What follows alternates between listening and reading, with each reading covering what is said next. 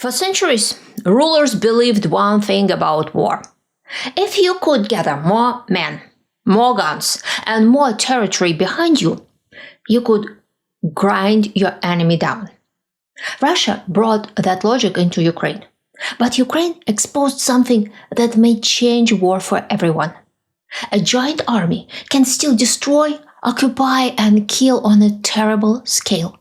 But it no longer guarantees victory. It is a break in military history. The closest comparison may be the First World War, when generals entered the war with one set of assumptions, and technology punished them for it. Machine guns, artillery, railways, barbed wire, and industrial logistics changed the war faster than commanders could understand. Now, something similar is happening again.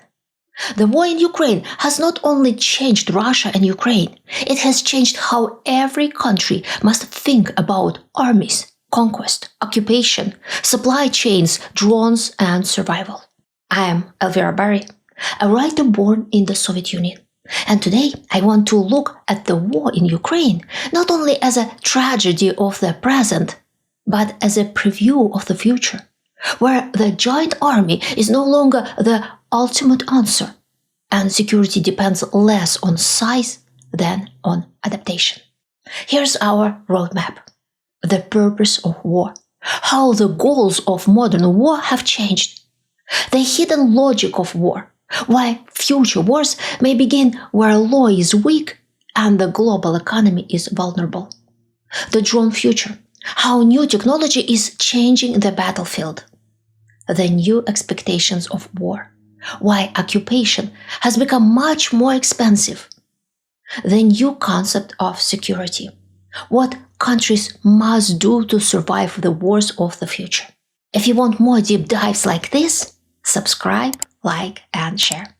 You can also join my think tank, support through PayPal or SuperThanks, or tap Hype Points.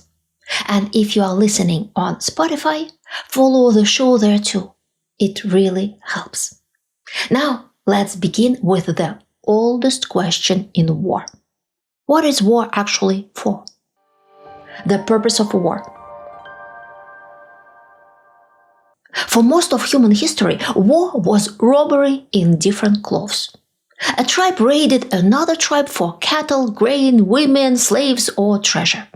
Later, rulers fought for land because land meant food, taxes, workers, and soldiers. Then came empires, and the purpose of war became more complicated. Empires didn't fight only for the right to take something out of conquered lands. They also fought for the right to bring something in. Rome conquered territory, but it also built roads, ports, and administrative systems that tied conquered spaces into one imperial machine. Those roads moved soldiers, but they also moved taxes, goods, officials, and power. Much later, during the Opium Wars, Britain didn't simply want treasure from China. It wanted access to Chinese markets.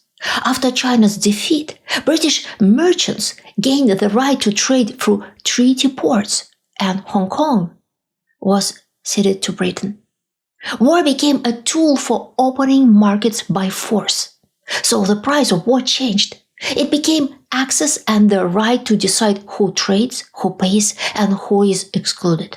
By the 20th century, war was increasingly explained as security. We must strike first. We need a buffer zone. Our neighbor is dangerous. If we do not dominate them, they will dominate us. This was the language behind much of the First World War. It was also part of the language behind the Second World War. Expansion was presented as defense. Conquest was presented as survival. Aggression was wrapped in fear. And this is exactly how Putin presented the war against Ukraine. He claimed it was about Russia's security. But the problem is obvious. No one was preparing to invade Russia. Europe had no interest in fighting a nuclear power. For years, it was much easier and cheaper to buy Russian oil, gas, metals, fertilizer, and other resources than to go to war. So, if the war was not really about security, what was it about? To answer that, we need to look at the hidden logic of modern war. The hidden logic of war. The modern world is divided not only by ideology, wealth, or military power. It is divided by something more basic, whether a ruler can be replaced without violence. In some countries, power can change hands legally. The transfer may be bitter, humiliating, even politically brutal, but it does not have to become a physical struggle for survival. The former ruler does not usually expect to be imprisoned, robbed, exiled, or destroyed by the next group that comes to power. That kind of peaceful transition requires law. The system must guarantee that losing power is not the same as losing everything. In countries where law is weak, the logic is completely different. The ruler and his circle cling to their positions because stepping down may be dangerous, as the next generation of elites may devour them. So they do everything possible to change the law so it would let them stay in power forever, which destroys the very idea of justice. In a country ruled by arbitrariness, long-term investment becomes almost impossible. Why build something serious if it can be taken from you? Why risk your money, talent, and reputation if success only attracts predators? This is one of the hidden reasons authoritarian systems fall behind. When citizens are defenseless before the state, they become passive, cynical, and careful. This was one of the great weaknesses of the Soviet Union. The Soviet state could concentrate resources on a few strategic projects and produce impressive results. But it could not create a flexible, innovative, self-correcting society. Fear can mobilize people for a limited task. It cannot replace trust, protected property, open criticism, and personal initiative. And this matters for war because military technology does not come from nowhere. It grows out of the larger society. It depends on engineers, factories, universities, investors, entrepreneurs, logistics, software, electronics, and the ability to admit mistakes quickly. That is the autocrat's trap. Over time, autocracies tend to lose the deeper competition with open societies because open societies are better at correction, innovation, and long-term trust. So, what does an autocrat do when he cannot truly outcompete the democratic world? He looks for leverage. If he cannot build a stronger economy, he tries to control something stronger economies need. If he cannot create a more attractive future, he tries to make the future more dangerous for everyone else. This is the new logic of war. Trade routes were always attractive to conquerors, but in the age of globalization, control over these arteries has become one of the most important weapons available to autocrats. A country may be corrupt, poor, technologically weak, or badly governed, but if it sits next to a vital choke point, it can suddenly make the whole world nervous. This is why future wars will appear where ambition meets vulnerability. Near straits, near ports, near pipelines, near grain corridors, near the narrow places where the global economy can be squeezed. The war in Iraq was not only about ideology, terrorism, or dictatorship. It was shaped by the strategic importance of the Persian Gulf, oil, and the routes through which energy reaches the world. The wars in the former Yugoslavia were not only ethnic and political conflicts.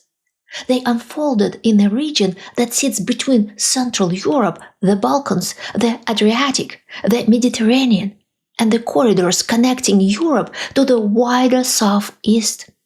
And the war in Ukraine follows the same pattern.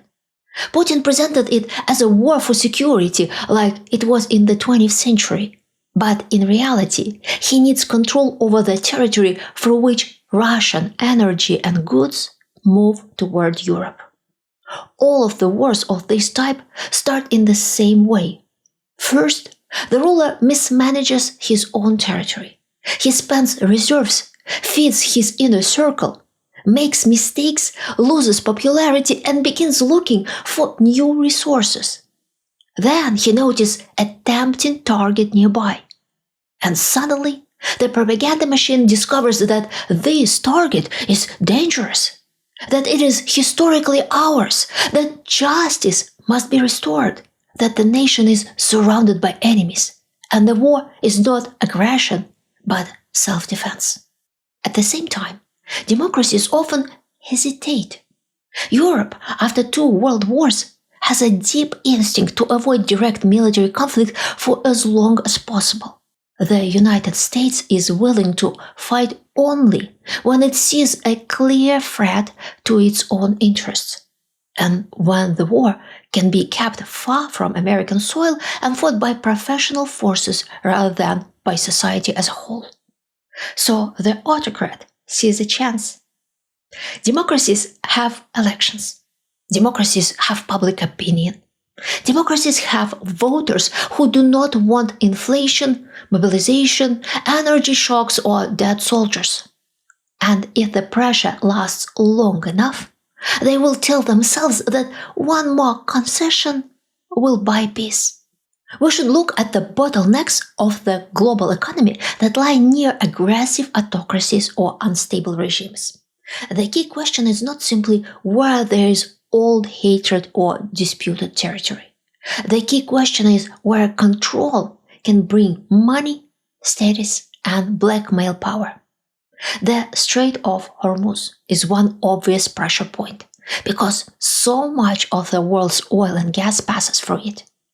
The Bab el-Mandeb, between the Red Sea and the Gulf of Aden, is another because it affects the route toward the Suez Canal.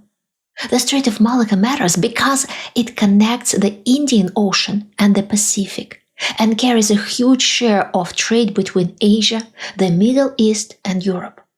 The Taiwan Strait matters not only because of Taiwan itself, but because Taiwan sits at the center of advanced semiconductor production and major Pacific shipping routes. The Black Sea matters because it connects grain, energy, ports, Russia, Ukraine, Turkey, and Caucasus, and Europe. The Turkish Straits matter because they control access between the Black Sea and the Mediterranean. The Arctic may become more important as new routes open and competition for resources increases. Even undersea cables and data hubs may become targets because modern economies depend not only on oil and steel, but on information moving safely across the planet. These are the places to watch. The drone future. Drones changed modern war in several unexpected ways. It turned out that a smaller and poorer country can now build a serious defense without matching the aggressor tank for tank, plane for plane, or ship for ship. To attack, you still need people. But to defend, you increasingly need eyes in the sky, cheap strike drones, and people who know how to operate them. That doesn't make soldiers unnecessary, but it changes what soldiers are for.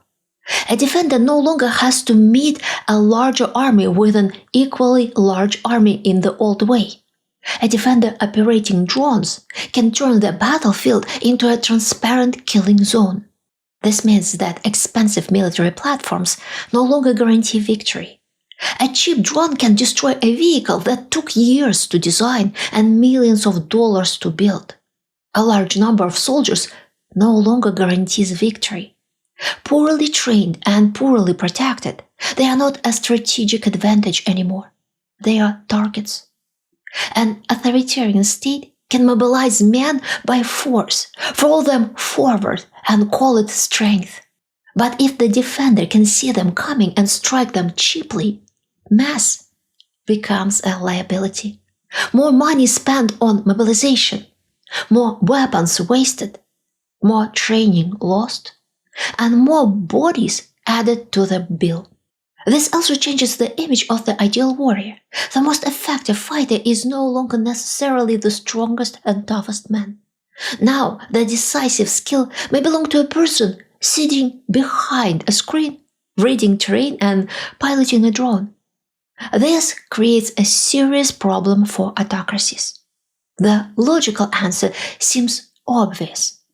Build robots that can attack instead of humans.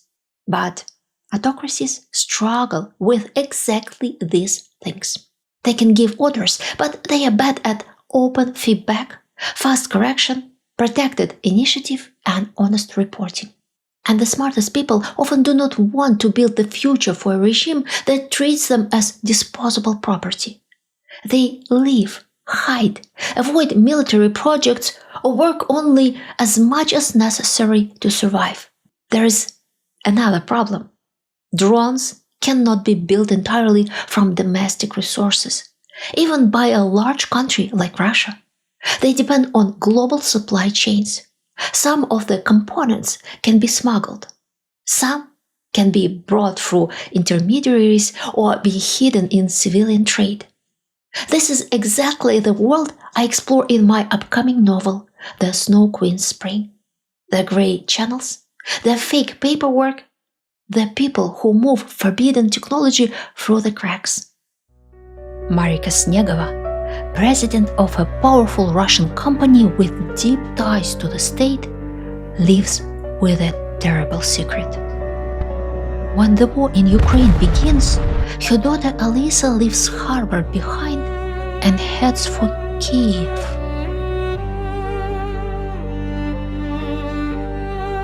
Marika's business survives on grey market deals, smuggling Western technology through a maze of sanctions.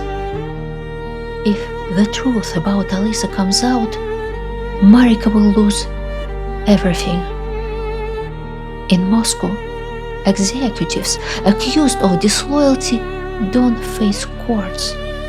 They fall from windows. When Alisa suddenly goes silent, fear turns into desperation.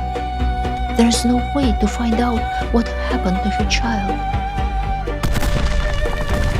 Except one, an American engineer in Kiev, her first love, Leo Bruneval. Torn apart in 1985 by the Cold War. Reunited now on opposite sides of a new one.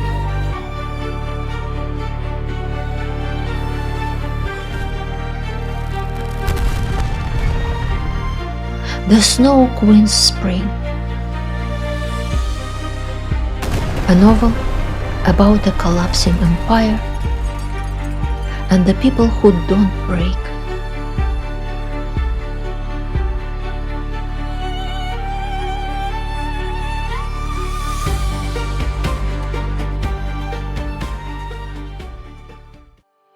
Sanctions still matter.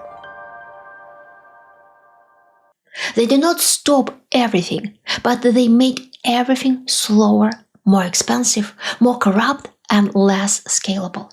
And in drone warfare, speed of adaptation is as important as the drone itself.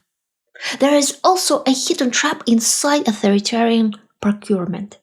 In a system without real law, every official knows that money is protection. So when the state creates a large contract, the first instinct of many officials is not to build the best system. It is to redirect the cash flow. That means a giant drone program in an autocracy will not simply produce drones. It will produce kickbacks and fake reports. The more money the state pours in, the more people line up to steal from it. And because criticism is dangerous, the ruler may not even know which part of the program is real and which part is theater. This is why the drone revolution hurts autocracies in a strange way. At first glance, drones look perfect for them. Cheap, brutal, disposable, easy to use for terror. But the full drone ecosystem rewards exactly the qualities autocracies suppress: initiative, transparency, experimentation, decentralization, problem solving, and fast correction. The new expectations of war. The morality of war has also changed. In the old world, conquerors were not much concerned with the local population. They took resources and loyalty by force. If the conquered people suffered, that was their problem. But today, if you seize territory, you cannot simply say, "We took it because we could." You must say, "We liberated it. We protected people.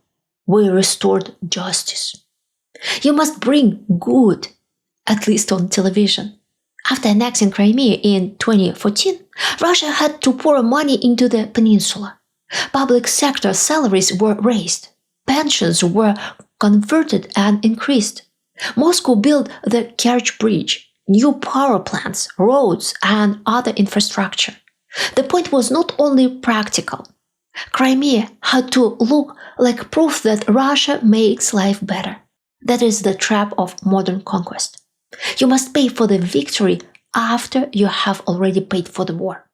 And even then, the story may still fail because occupation creates new problems, such as sanctions that isolate the territory and drive businesses away.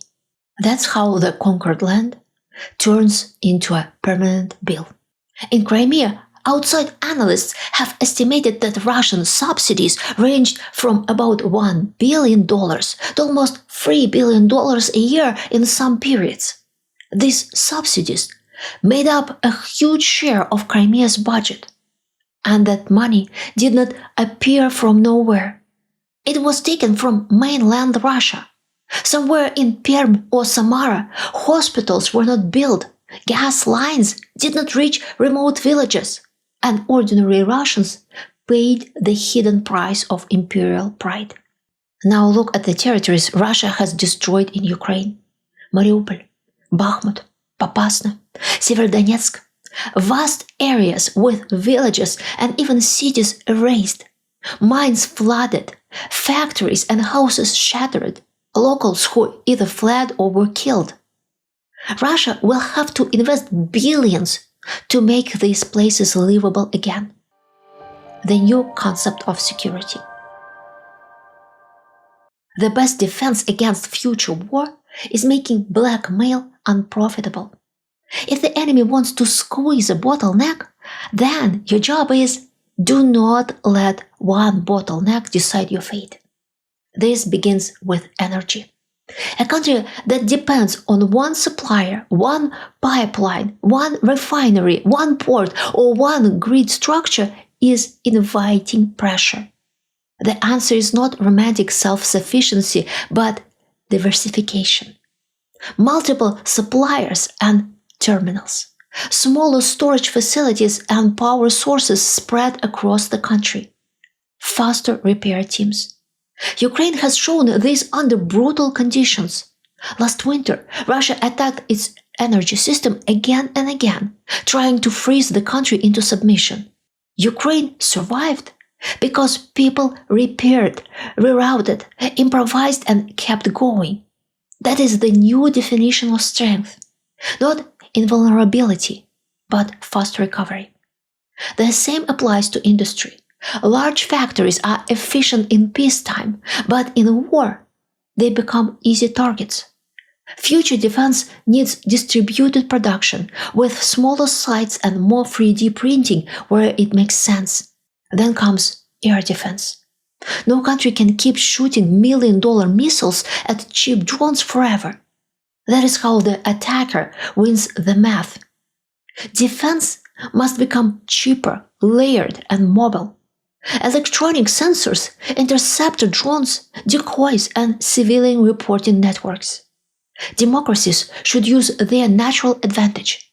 the ability to adapt quickly, correct mistakes, and find the best technical solutions. Europe is slowly waking up to this, admitting that drones are now a permanent threat and that no country can solve it alone. If drones can cross borders, then defense must also cross borders. The same logic applies to the sea. Undersea cables need mapping, surveillance, repair capacity, and consequences for sabotage. Ports need cyber protection. Shipping needs protected corridors when a crisis hits. Insurance markets need coordination with governments because attackers now understand that frightening insurers can be almost as useful as sinking ships. And finally, democracies need political clarity. Gray zone aggression works because the victim hesitates. Was it an accident or provocation? Some criminal group or state behind it? The attacker enjoys that fog. So the response must be planned before the incident. That is how blackmail fails. Before you go, I want to ask you something practical. Have you ever seen a big, powerful system fail because it couldn't adapt fast enough? If this video helps you see the war in Ukraine as a preview of what comes next, please like the video and subscribe. Share it with one person who still thinks size alone wins wars. And if you want to support this work directly, you can join my think tank or use PayPal or SuperThanks. You can also tap high points to help this episode travel further. And if you are listening on Spotify, follow the show so you don't miss the next episode. Thank you for watching. See you next time.